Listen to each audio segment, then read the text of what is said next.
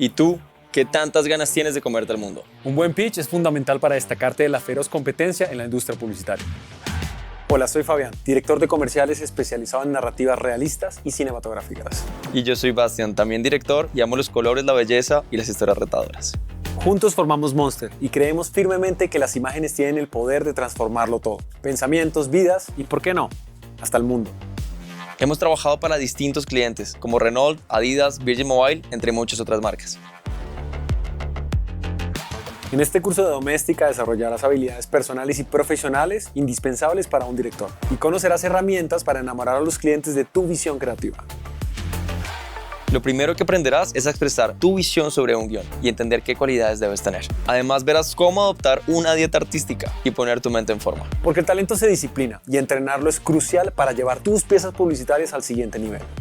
Todo trabajo audiovisual inicia con un brief. Te enseñaremos cómo abordarlo y utilizarlo para el tratamiento del director o el pitch, que será nuestro proyecto final. Ese documento reúne tus referencias, ideas narrativas, look, casting, locaciones, organizadas en un diseño atractivo. ¡Boom! Todos esos elementos te ayudarán a darle vida a la historia para transportar al cliente a tu imaginario. Con ese material listo vas a prepararte para la presentación. Más tarde revelaremos los principales errores y las más audaces técnicas de venta. ¿Quieres un spoiler? Suprime tu ego.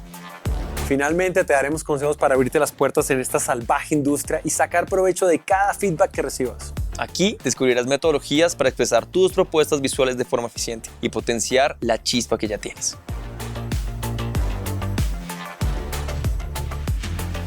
Libera tu monstruo creativo para que deje su huella en el mercado.